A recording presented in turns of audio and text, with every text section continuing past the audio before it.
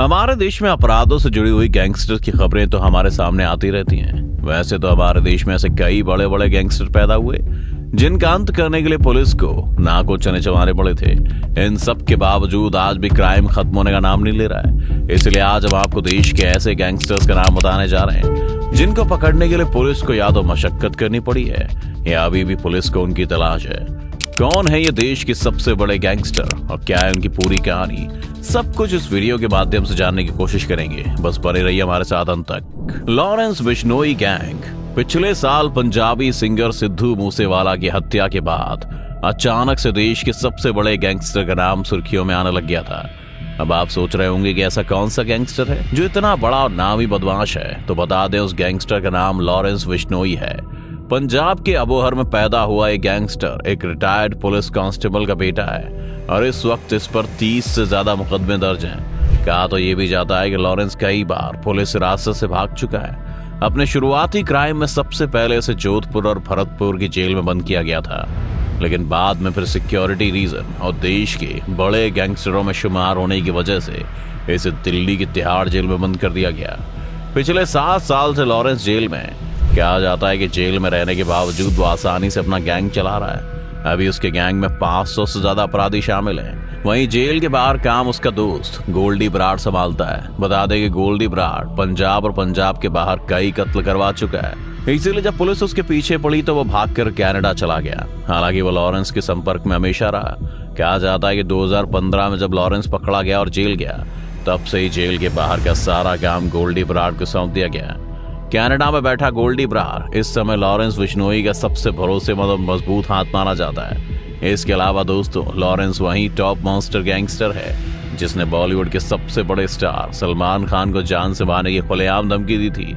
जाएगा सलमान खान का करेंगे, मारेंगे, यही जोधपुर में मारेंगे, जब पता लग जाएगा इनको। अभी तो मैंने कुछ किया ही नहीं, बिना मतलब कोई इन्वॉल्व कर रहे हैं। जिसके बाद सलमान कुछ मंथ तक अंडरग्राउंड भी हुए थे और अपनी सिक्योरिटी बढ़ा ली थी।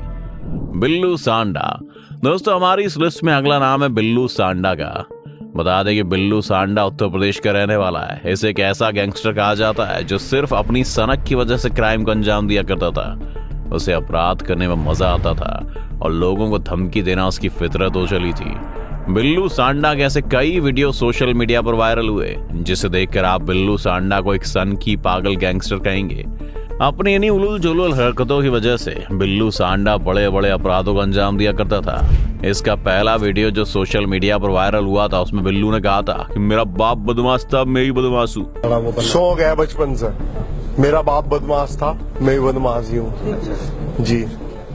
उस दौरान उससे मीडिया कर्मी सवाल करते हैं कि वो गैंगस्टर कैसे बना, तो उसने जवाब में कहा, मुझे इस देश का सबसे बड़ा बदमाश बनना था बस। बिल्लू सांडा के बारे में कहा जाता है कि वो सिर्फ तारीख बताता है कि उसे जेल से कितनी डेट को भागना है और जेल की ऊंची दीवारें इस खतरनाक गैंगस्टर को रोक नहीं पाती और वह फरार भी हो जाता है। ऐसा कारनामा उसने कई बार किया है। बता दें कि सनकी गैंगस्टर पर पूरे यूपी में हत्या, लूट, फिरौती जैसे कई संगीन मामले दर्ज हैं, लेकिन फिर भी पब्लिक तो पब्लिक, बल्कि बिल्लू की बातें सुनकर थाने में बैठे पुलिसकर्मी भी ठाके लगाते हैं। आपने बिल्लू सांडा के थाने वाला वायरल वीडियो तो देखा ही होगा जिसमें बिल्लू कहता है, मेरे क्राइम का गॉडफादर संजय दत्त है और मैं खुद खलनायक मूवी वाला असली संजय दत्त हूँ। लेकिन बिल्लू आज भी जिंदा है और जेल की 4 दीवारी के भीतर कैद है। सुक्खा कालवा गैंग। एक समय कुख्यात गैंगस्टर सुक्खा कालवा का खौफ पंजाब, हरियाणा और राजस्थान के साथ ही पश्चिम बंगाल तक फैला हुआ था। साल 2000 से 2015 तक इस गैंगस्टर का नाम 60 से ज्यादा आपराधिक वारदातों में आया। इसमें हत्या, डकैती, गैंग वॉर समेत कई मामले दर्ज थे। कहा जाता है कि सुक्खा का निशाना अचूक था, इसी वजह से उसकी पहचान एक शार्प शूटर के रूप में हुई थी और महज 17 साल की उम्र में उसके ऊपर हत्या का पहला मुकदमा दर्ज हुआ। 20 जनवरी 2015 को विक्की गोंडर गैंग के सदस्यों ने सुक्खा कालवा की पुलिस हिरासत में गोली मारकर हत्या कर दी। उसकी हत्या के बाद उस समय उसके हत्यारे पुलिस के सामने नाचने लगे थे। जब सुक्खा मारा गया तब उसकी उम्र महज 28 साल थी। कहा जाता है कि बॉलीवुड की एक फिल्म शूटर सुक्खा कालवा की जिंदगी पर आधारित थी। सुक्खा का गैंग आज भी एक्टिव है। सोशल मीडिया पर अब भी कई पेज उसके नाम पर हैं। इस गैंग के कई एक्टिव सदस्यों की पंजाब पुलिस को तलाश है। देविंदर बम्बिया गैंग। एक समय था जब देविंदर बम्बिया गैंग का नाम सुनते ही दूसरे गैंगस्टर कांप जाते थे। देविंदर पर सैकड़ों आपराधिक मामले दर्ज थे। लेकिन हर बार क्राइम को अंजाम देने के बाद यह गैंग अलग अलग टुकड़ों में बंटकर भाग जाता था। इस गैंग ने हरियाणा, पंजाब, दिल्ली पुलिस की नाक में दम करके रखा था। फिर एक दिन साल 2016 में बम्बिहा पुलिस एनकाउंटर में मारा गया। फिर भी इस गैंग की शान और शौकत कम नहीं हुई और ये गैंग आज भी एक्टिव है। बता दें कि लॉरेंस बिश्नोई गैंग के गैंगस्टर दावा करते हैं कि सिद्धू मूसेवाला की देवेंद्र बम्बिया गैंग से नजदीकियां थी, इसलिए सिद्धू मूसेवाला ने अपने एक एल्बम का नाम भी बम्बिया रखा था। इधर मूसेवाला की हत्या के बाद से एक बार फिर बम्बिया गैंग भी एक्टिव हो गया है। इस बम्बिया गैंग ने मूसेवाला की हत्या का बदला लेने का औपचारिक ऐलान भी कर दिया है। बदन सिंह बद्दो। पश्चिमी उत्तर प्रदेश का सबसे कुख्यात गैंगस्टर बदन सिंह बद्दो पर यूपी पुलिस ने 2.5 लाख और दिल्ली पुलिस ने 50,000 रुपए का इनाम रखा है। बता दें कि बदन सिंह बद्दो के पिता चरण सिंह 1970 के दशक में जालंधर छोड़ यूपी के मेरठ में रहने आ गए थे। बद्दो के पिता ने परिवार का जीवन यापन के लिए ट्रक ड्राइवर का काम शुरू किया था। फिर धीरे धीरे वो खुद एक ट्रांसपोर्टर बन गए। वहीं 7 भाइयों में सबसे छोटे बदन सिंह बद्दो ने भी ट्रांसपोर्टर के कारोबार में कदम रखा। इसी दौरान उसके संबंध इलाके के बदमाशों से हो गए। बताया जाता है कि उसने 1988 में अपराध की दुनिया में कदम रखा। कुख्यात बदन सिंह बद्दो ने 1996 में एक वकील की हत्या की थी। इस मामले में कोर्ट ने उसे उम्र कैद की सजा सुनाई थी, लेकिन इसके बाद तो यह सिलसिला रुका ही नहीं। बद्दो के खिलाफ यूपी समेत कई राज्यों में लूट, डकैती और हत्या के सैकड़ों मामले दर्ज हैं। पुलिस के चंगुल से फरार रहने वाला बद्दो एक दिन क्राइम करते हुए पुलिस के हत्थे चढ़ गया और फिर पुलिस उसे 29 मार्च 2019 को गाजियाबाद कोर्ट में पेशी पर लाई थी। कोर्ट में पेशी हुई भी, लेकिन वापसी के दौरान मेरठ में उसने पुलिस कर्मियों को रुपए और पार्टी का लालच दिया। बस फिर क्या था, सब लोग होटल के लिए रवाना हो गए। होटल में जाकर वह पुलिस कर्मियों के साथ शान से पार्टी की और शराब पिलाई। इस दौरान शराब के नशे में धुत पुलिस कर्मियों को देख कुख्यात गैंगस्टर बदन सिंह बद्दो 9/11 हो गया। उस घटना के बाद तब से लेकर अब तक यूपी पुलिस उसकी तलाश कर रही है, लेकिन बदन सिंह बद्दो को अब तक ढूंढ नहीं पाई है।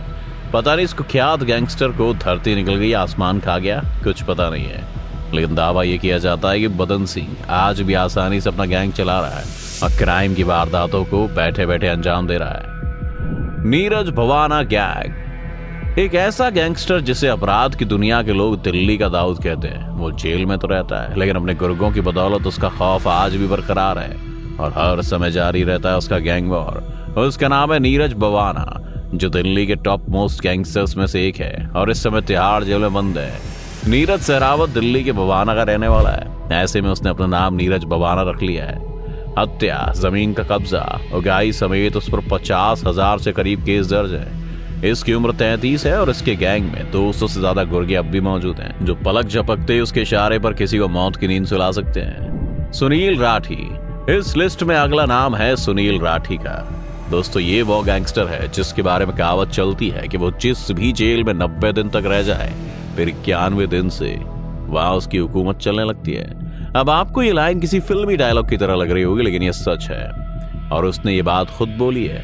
राठी तिहाड़ में लगभग 18 सालों से बंद है और ये देश की सबसे हाई प्रोफाइल जेल तिहाड़ से ही अपना नेटवर्क चलाता है।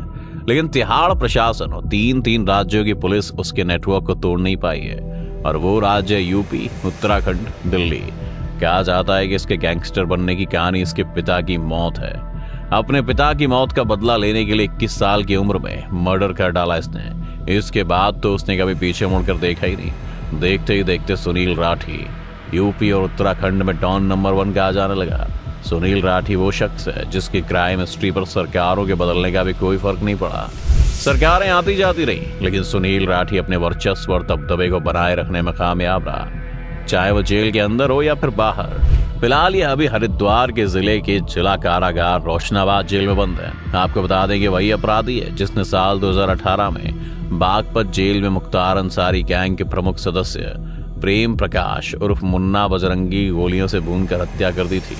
मुन्ना बजरंगी अंसारी का वो गुर्गा था जिससे लोग नहीं बल्कि कई राज्यों की पुलिस कांपती थी। शाहबुद्दीन और अताउर रहमान गैंग। अपने समय का कुख्यात गैंगस्टर और बाहुबली नेता शाहबुद्दीन को कौन नहीं जानता, हर कोई उससे वाकिफ है। लेकिन खबरों की माने तो इस समय उत्तर प्रदेश के 2 कुख्यात गैंगस्टर्स कई सालों से यूपी पुलिस को चकमा दे रहे हैं और ऐसा कहा जा रहा है कि ये दोनों अपराधी पहले शाहबुद्दीन फिर मुख्तार अंसारी के शार्प शूटर रहे हैं। दोनों गाजीपुर के मोहम्मदाबाद के रहने वाले हैं। दोनों का नाम विधायक कृष्णानंद राय की हत्या में भी आया था। दोनों पर 20 से ज्यादा मुकदमे दर्ज हैं। उत्तर प्रदेश की पुलिस ने दोनों पर 2-2 लाख रुपए का इनाम भी रखा है। और अब अताउर रहमान गैंग को यूपी पुलिस तबीयत से ढूंढ रही है और ऐसा कहा जा रहा है कि उत्तर प्रदेश की मुखिया सीएम योगी ने इनका काम तमाम करने को कहा है। फिलहाल अभी ये दोनों कुख्यात अपराधी फरारी काट रहे हैं, लेकिन अताउर रहमान गैंग बाबा का डंका कभी भी चल सकता है। राघवेंद्र यादव गैंग श्री प्रकाश शुक्ला से भी बड़ा अपराधी हो गया राघवेंद्र यादव गैंग। उत्तर प्रदेश के गोरखपुर जिले के झंगा में एक ही परिवार के 4 लोगों की हत्या का मेन आरोपी व गैंगस्टर राघवेंद्र यादव पर यूपी पुलिस ने 2.5 लाख रुपए का इनाम घोषित किया है। कहा जाता है कि 90 के दशक में जिस श्री प्रकाश शुक्ला के नाम पर हर कोई खौफ खाता था, उससे ज्यादा खौफ राघवेंद्र का है। राघवेंद्र पर 1 दर्जन से ज्यादा मामले चल रहे हैं। उसने अपनी पूरी एक पलटन बना रखी है जिसके जरिए वो क्राइम की वारदात को अंजाम देता है। तो दोस्तों, ये था हमारा आज के देश का सबसे बड़ा गैंगस्टर्स पर एक वीडियो। आपको ये कैसा लगा हमें कमेंट में जरूर बताइएगा। साथ ही आपको क्या लगता है, इन बेखौफ गैंगस्टर्स को कोई ताकत बचा रही है या ये खुद को एक हीरो की तरह समझने लगे हैं? देखा जाए तो कभी भी क्राइम का रास्ता सही नहीं होता दोस्तों, लेकिन हमारे देश का दुर्भाग्य ये है कि इन गैंगस्टर्स को फिल्मी हीरो की तरह दिखाकर मीडिया और फिल्म इंडस्ट्री ने सिर पर बिठा कर रखती है, जिसे देखकर आज के युवा इंस्पायर हो जाते हैं। इस बात में कितनी सच्चाई है हमें जरूर बताइएगा। धन्यवाद।